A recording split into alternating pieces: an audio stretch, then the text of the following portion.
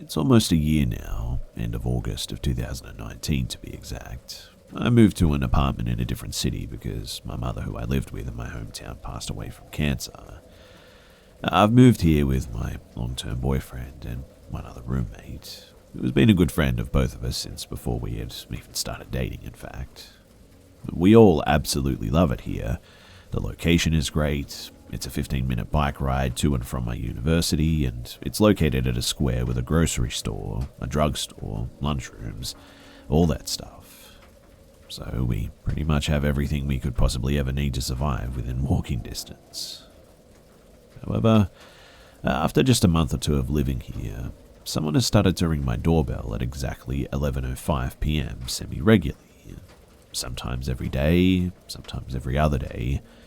Sometimes there's like a week in between, and sometimes there's a couple of weeks in between. But it's always at around 11:05 p.m. And every single time I get no answer each time I ask through the intercom who it is. Except for one time, but I'll get to that in a bit. At first I thought that maybe it was friends from one of the neighbors who accidentally rang the wrong doorbell or something. But after around the fourth time, I grew suspicious. And after more than those 4 times, I started noticing that it always happens at either exactly 11:05 p.m. or a few minutes earlier or later. My boyfriend and roommate both work at bars, and so they work until very late and would usually only get home at around 2 a.m. So each time it happened, I was always alone at home, and it started to really freak me out after a while. When I first told them about it, they kind of shrugged it off and said that it was probably just a wrong dial, like I thought at first. But when I told them that it has happened so many times, sometimes even daily in fact, they didn't really believe me at first and thought that I was just a little bit paranoid and spooked.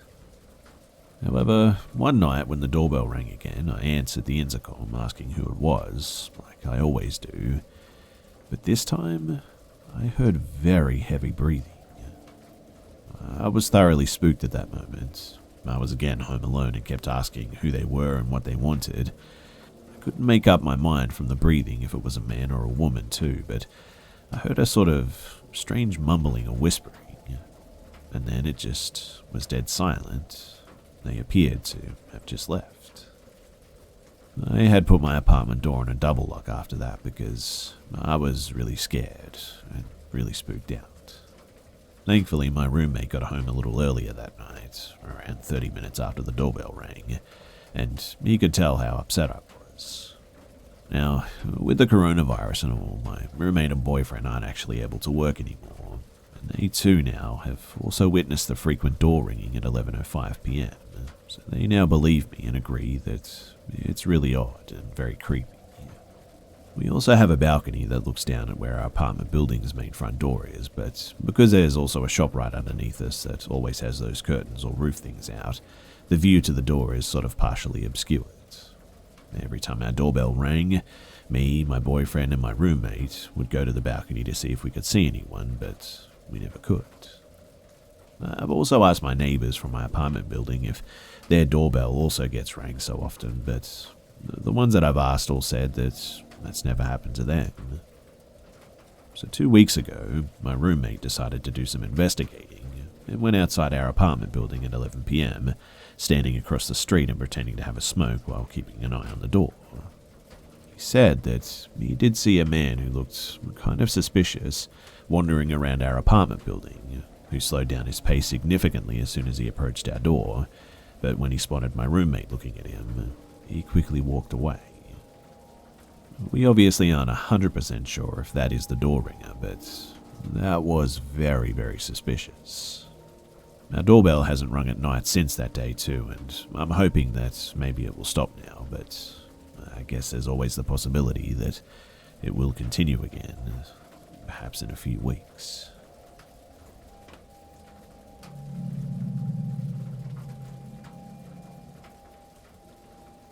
Let me just start off by saying that I'm 18, and I'm graduating in less than a week too. And the first 2 of these instances happened during the first semester of this year. So my first semester I was taking an intro into law sociology class. As you can imagine, my law and sociology class tends to get very politically heated very quickly, Usually it's your typical heated debate about Trump or something. But there was one kid with really suspicious political views and opinions that really stood out to me. His name was David. David used to constantly talk about guns, like obsessively. Also about how he thought that everyone in the US should be wiped out and the country should restart as a traditionalist authoritarian empire. Yikes, I know. I had known David from middle school as he hung out with my friend group, as we were all pretty much goth and art kids. We all didn't like him though, but I remember that he used to make weird comments and really dark and sort of morbid jokes that made everyone really uncomfortable. Yes, even the goths. I'm talking like really weird sort of gory jokes about murder and stuff like that just sounded like they came straight out of Jeffrey Dahmer's personal notebook or something. But fast forward to law class. We have a school cop, mainly for drugs, who visited our class one day to talk about students' rights and stuff like that. And he's taking questions from the kids and whatnot. It's all things like, do you have a police dog, and how many jewels do you confiscate in a day? Until David speaks up. Not to mention that he'd also been playing illegally downloaded Skyrim on his school laptop for the past 10 minutes and wearing one of those weird sort of hentai sweatshirts that I'm sure many of you are familiar with. Right off the bat too, David asks, how likely is it that a school shooter would be caught, and what kinds of guns do you carry in the event of a school shooting, and how many cops usually surround the school to catch the shooter if he escapes, and do you check social media for suspicious activity and stuff like that? Yeah, real predictable and sus stuff, right? Now, fast forward to a couple of weeks later, I hear from one of my close friends, Julia, that David was being sent to the correctional school in our district. When I asked Julia why, she said that David had not only attempted to rape his girlfriend, Julia's sister, but ran off with his dad's pistol when she said that she was calling the feds. He then barricaded himself in a bathroom at a local gas station. I don't think she ever ended up calling the feds, which kinda sucks, but finally, this was the creepiest part. So about a semester later, my mum shows me an article of our local newspaper saying that it's about one of our former students. She's a teacher. When I look and see, of course, it's David again. He's being arrested for attempted murder this time, for bashing in the skull of his elderly neighbor with a hammer after offering to help him in the garage. He's thankfully okay though, which I'm very, very grateful for. Needless to say though, if you ever get bad juju from someone like I did with David, it's probably a good instinct to trust your gut.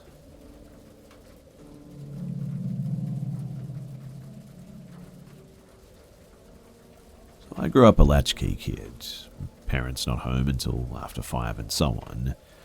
One day after school, 10 years old, I was sitting at the dining room table doing homework when I hear a very firm knock at the door, like the kind that the cops do.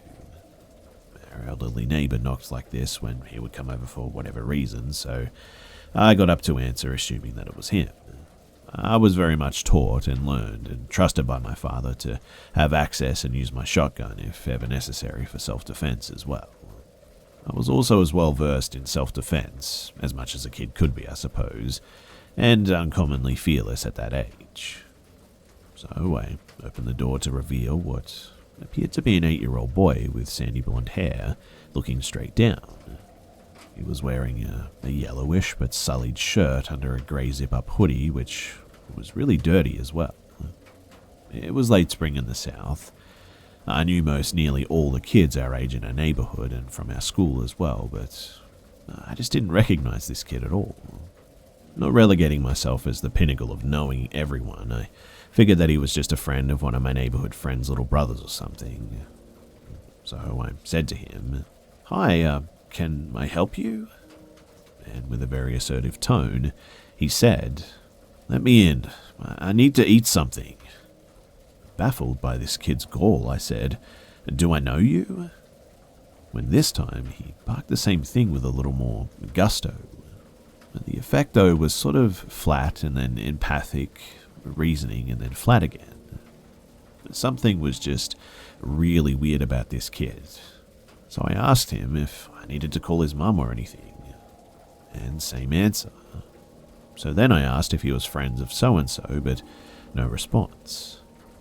I tried to make a little bit more of further small talk with him, chummily tapping him on the shoulder and whatnot, but then I noticed that this kid was like literally as hard as steel. The whole time his gaze was sort of fixed downwards, so I leaned in to get a look at his face, and when I did, I noticed that his eyes were like completely dark purple, almost black in fact. I asked him if he'd been in a fight, and no answer. By this time, my alert sensors were up and running, thinking domestic abuse, by his seemingly sullen and brash attitude and all that. I started over to get some crackers, and on the way an alarm went off in my head, and I thought, why is not his entire orbital area the same color as his eye? After grabbing the crackers and turning further to question him, in mid-sentence, I looked again at the doorway, but gone. That admittedly would have been easy to do in my area, and this is where it gets really weird. All of a sudden I could hear something. Maybe the kid, or I'm not sure, but it was in my head asking somebody else, why didn't it work? It didn't work. I really didn't know what to think of that, but I then brushed it off as just a really weird experience. Fast forward to 2014 though, I was 39, bored as heck one night, so I decided to read about the black-eyed kid phenomenon. And then the memory hit me just like an anvil hitting my head. I was really freaked out to say the least. In fact, I haven't been the same since. Luckily too, I actually imparted this to a friend when it happened, and he actually remembers me telling the story to him as well, which means that it definitely happened, and I don't think that I'm crazy.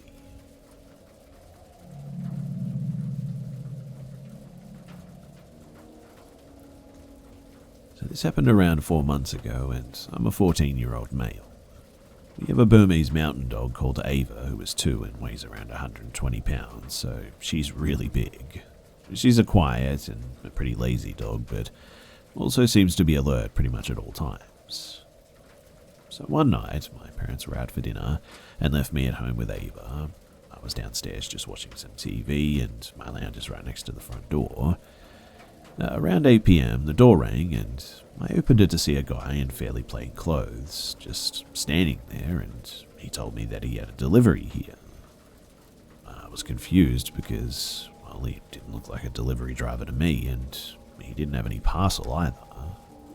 Suddenly, I turned my head, and I see another guy around the side of my driveway, which goes to our back door, and he starts to walk towards the back door. I freak out, and the guy at the door notices this and barges through shouting for the other guy. And this is when Ava wakes up and begins to let out the loudest bark that I've ever heard her make, making the guy stumble back.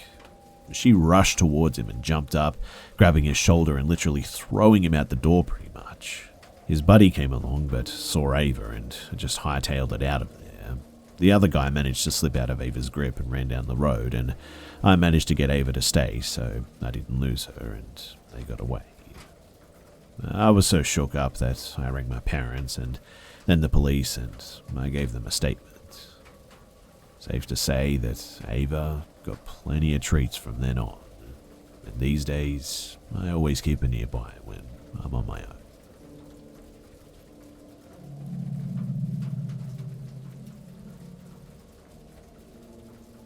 This is a bit of a weird one, I know that, but I would still like to share it.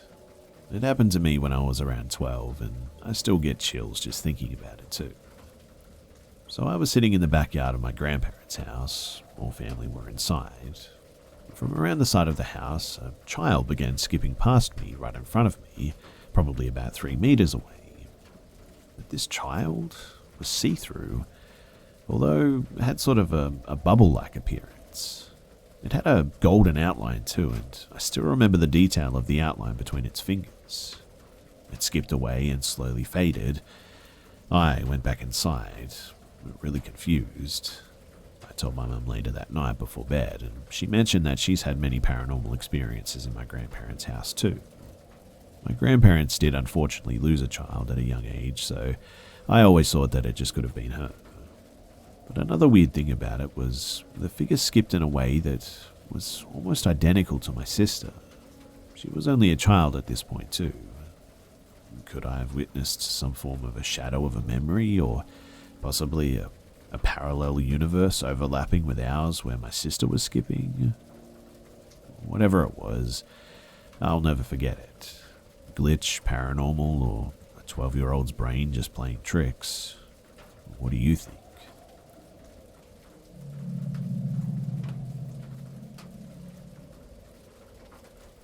To start off, I'm a male and 17, and I'm not a strong believer in the supernatural by any means, nor the paranormal or anything like that. But as of yesterday, I really no longer know exactly what to believe.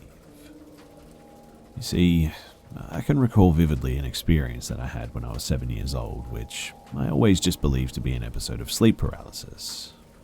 I was sleeping in my mum's bed with my older brother and my mum.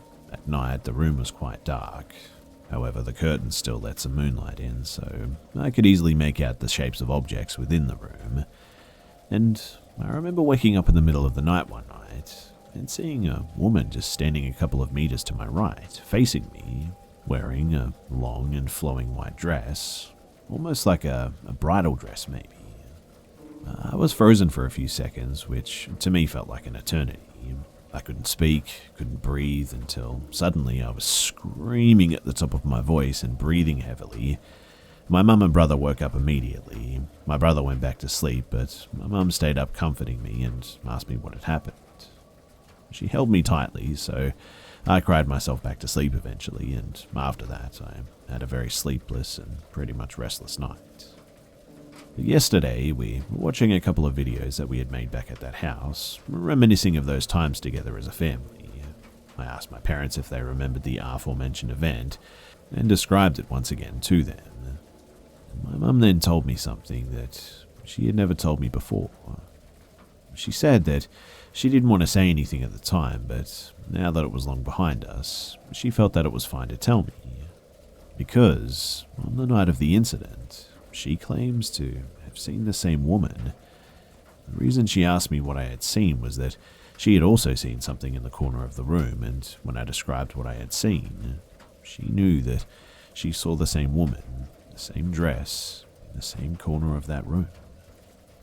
She said that she didn't tell me at the time because it wouldn't have helped me at all, but she also didn't sleep that night, and she held me tight in her arms out of, well, her own fear, and in an attempt to comfort both me and herself. To be honest too, I just haven't stopped thinking about it ever since then. And I mean, it can't be just a coincidence that we both saw this woman on the same night in the same place, right? I don't know.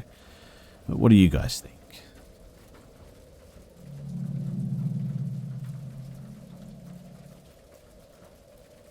This all happened at the end of January in 2019. I live in a small city in Germany, and I just finished my 3.5 years apprenticeship as an electrician. We were at the official ceremony in that city, and then went into a pub after that to continue celebrating. My colleagues and me were drinking until like 4 a.m. before I made my way home. I left the keys to my home in my car, so on my way home I wanted to stop by my car to get them. I started walking from the pub to do this, and I noticed 2 people were following me. I recognized their faces from the pub before, but I thought that maybe they just needed to go the same way or something. It's a pretty safe city, and I'm like 6'5", so I never really had problems with somebody there. After another few hundred meters, I was pretty sure that they were definitely following me, and I was proven of that when they started to shout for me and basically are next to me at this point. Drunk guy 1 says, "Hey, who are you and where are you going?" I say, "I'm calling a taxi to be driven home." "Where is that home?" "What were you doing here?" "We can wait for the taxi with you." Sorry, I'm pretty tired and I just want to go home. I don't know you guys too, so it doesn't really make sense to wait for the taxi with you." After that, the dude stopped at the crossing, and I kept on walking just for drunk guy 1 to run after me, grab my collar, raise his fist, and ask me something like, "What exactly is your plan for life? You tell me now exactly what you have planned in your life. I can see that you make a lot out of your life. We take you with us to station number 5. They show you how you can live your life. They showed me too." Now, even though I'm pretty tall, I've never been into a fight, and I didn't want to try on 2 guys at once for my first time. So basically, I started telling him my plans for life, without many details, trying to talk my way out of this situation.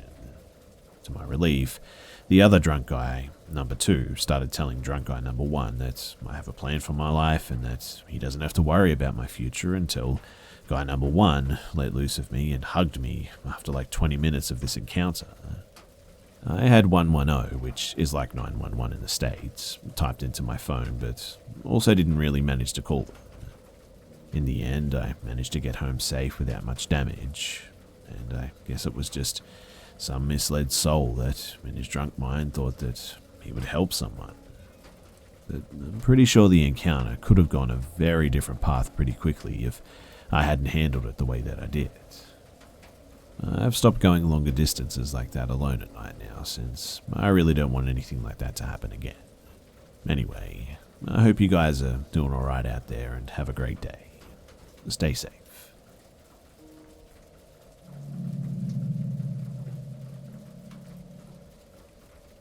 Where I'm currently living, in Birmingham, UK, I've now been off work for 2 months, so every day is just walking and exploring the area around me. On Friday, I met up with my brother and we went for a walk, walking over the bridge across the motorway, M42. We look down and see a sort of a small slip road barely visible, and sure as heck, it's not on any GPS map, Apple or Google. Cool, we thought.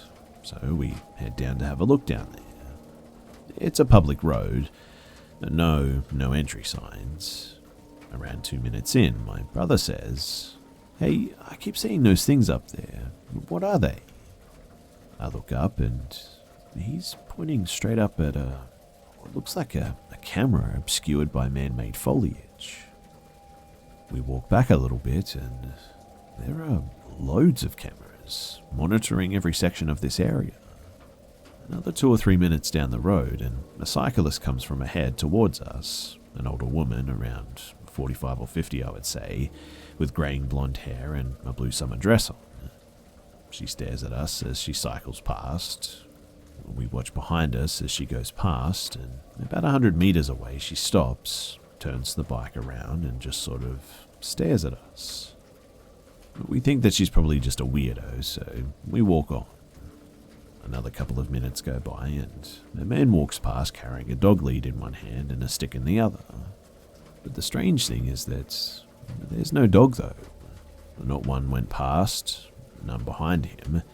In fact, we never actually saw any dog, and not one even in the open woodland around us. But as soon as he walked past us, and this is by far the weirdest part, we heard him say, "Still here." At this point now, me and my brother are thinking, what the heck is going on here? We turn a slight bend, and at the end is a giant driveway to what looked to be a great estate that was demolished like 150 years ago. The weeds are overgrown, the roof is collapsed, walls now rubbled on the ground. What looked to be an exquisite entrance at one time was still standing. The tiles on the wall and plumbing pipes of an ex-bathroom with no fixtures, and everything was covered in sort of black and white floor tiles. And that was it. Behind it was a giant body of water cutting it off from the rest of the area. Couldn't really go anywhere but back where we came from. Which is weird too because, well, we have no idea where the cyclist and the dog walker came from, and why they would even be down here on a road that you need to go down the motorway to access. I don't know, maybe they were just there for a walk or a cycle or something like that. But it was a weird experience and something that I think I need to go back and explore further.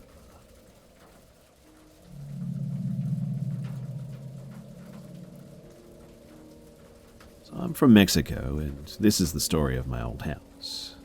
When I was 2 years old, my parents found a house at a pretty good price, so they decided to buy it. There's nothing much to say about the first few years since I was too little, but my parents and older brother told me about some stuff that happened in the first few months there. At the end of the first week in the house, my mum woke up and found that the stairs had lines coloured with crayons. She blamed my brother, and then they cleaned the stairs. 2 days later, the stairs had the coloured lines again, and this time, my mum threw away the crayons. After 1 week without crayons, my mum found the stairs with black lines painted on them, and that was when she began to think that something really weird was happening. Then in the next weeks, the lights began to turn on and off by themselves. The same happened with things like microwaves and blenders and TVs too. My parents investigated the house, but it was difficult back then to tell what was going on without the internet. And after some months of being there, my previous owner told them the truth. A woman and her son were actually murdered there by robbers. My parents were unfortunately unable to sell the house, so we ended up staying there, and a Catholic priest blessed the rooms and whatnot. After this, the paranormal activity decreased, but we lived in the house for another 12 years. And here's some other things that happened while we lived there.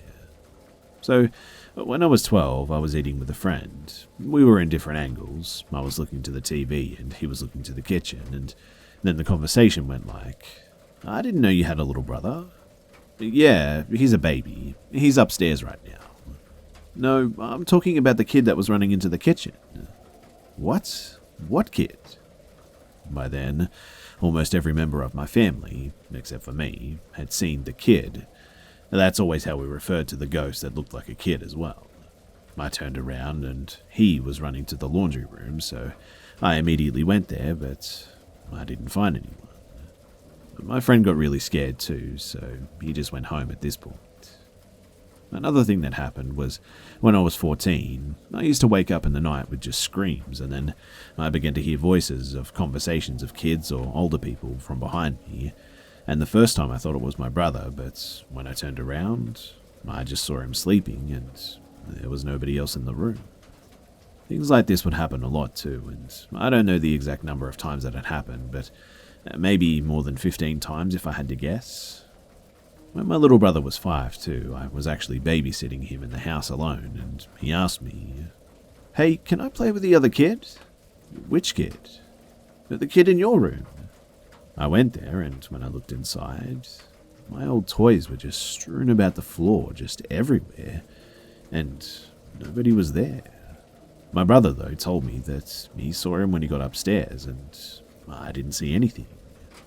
There are many more stories about my parents and brothers and sisters, and maybe I'll tell them someday, but I'll end it here for now. To be honest, I really don't know what to believe because, well, paranormal stuff is something that I'm very skeptical about. Sometimes I do search stories up to help me believe, but most stories look, well, like a lie if I'm being honest. So I'm really still not a believer, but this is something that I've never been able to explain.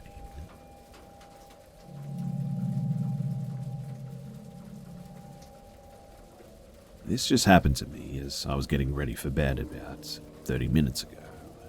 And now that the adrenaline is coursing through my system, I doubt that I'll be sleepy anytime soon tonight, so I may as well share it here. So I was taking my dog out one last time before bed behind my apartment building. It's a pretty nice complex, mostly families and single couple professionals, quiet and peaceful too. It's in the suburbs, just outside the city, and after years of living downtown, the past few months here have been a calming respite, I must admit. There's a little nature walk behind the building that my dog loves to explore, but I work late, so at night we just go slightly outside the breezeway, and she does her business in the ground cover, and then we go inside. For context, I'm definitely not a large person, and neither is my dog. I'm female, 5'8", and about 130 pounds. My dog is a dachshund, beagle mix, and weighs about 22 pounds. We are not an intimidating-looking duo, that's for sure. She is ridiculously cute and friendly as well, and super unaware of dangerous situations, people, and completely untuned to any type of emotion that I may be feeling. Anyway, it's about 2 a.m, but I've always felt safe here, so I'm relaxed. Of course, she's taking her time, sniffing around while I desperately encourage her to go potty, when all of a sudden, she jerks her head to the entrance of the breezeway. I live on the ground floor in the front of the building, and there's a guy, 20s, around 6'3", 6'4", pretty built, shoulder-length twists, wearing a grey t-shirt and black shorts, walking towards the entrance. The neighbours across the hall are black, so at first I assumed he was visiting them, as he kind of lingered for a second in front of their door. They have a lot of people, mostly family, that visit often. Some of them are in their 20s and stop by late. I usually say hi to them if I'm taking my dog out after work, so I knew immediately that I didn't recognize him. But then, he just kept walking towards me, picking up his pace a bit. And it was then that I noticed that he had a gun in his right hand by his side. I was initially distracted because he was nervously twisting a piece of his hair near his scalp with his left hand. The neighbours in the back two apartments probably wouldn't be expecting this guy at 2 a.m. brandishing an impressively large and menacing handgun, so that pretty much narrowed down his intended target. He was also making direct eye contact with me. I'm sure that all of this happened in a few seconds, but it felt like time had slowed down. At first I thought, that kind of looks like a gun. Then, holy crap, that's a gun. Then hopefully, is there an orange tip? Then, that's a big-ass gun. And then, let's come up with some good ideas, really fast. And finally, your ass is about to get mugged. I did a quick moment to admire the irony of getting robbed all the way up here in the boring old Vinnings, while I never had an issue in all the years I lived in Atlanta. But crime can happen anywhere, and right now, I have a bit of an issue. Up to this point, I've been frozen with a mixture of fear and horror. And at some point, I decide screw it, I'm out. Right as he reached a distance where he was about 7 to 8 feet away, I cheerfully told my dog, good girl, and then started walking towards him. There really wasn't any other direction to go, because behind the apartment is the unlit nature area, and that really didn't seem like a good idea. To be frank, none of my ideas seemed good, but I had picked a casual upbeat pretend nothing is wrong route, and deep down I'm thinking this plan is screwed. And of course, my dog tries to make friends with this guy as we walk past. I swear to you that this dog has no sense in her head whatsoever. At this point, time is moving so slow that it might as well be going backwards. I pull her leash tighter and tried to squeak out a cheerful sorry. Unsure of whether or not it landed, I dragged it to my front door as fast as I could while trying to sound a casual, come on girl, and praying that I didn't get shot in the back.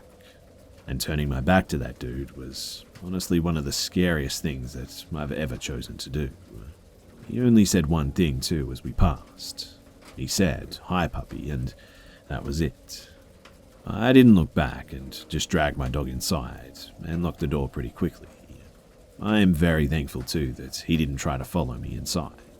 I panicked, fight or flight stuff, and my decision was it's time to go and let's get the hell out of here. The fear was awful, sheer dread in the pit of my stomach, unknowingness. Shaking like crazy though, I threw my dog into my bed and I called 911. I could barely speak to the 911 operator.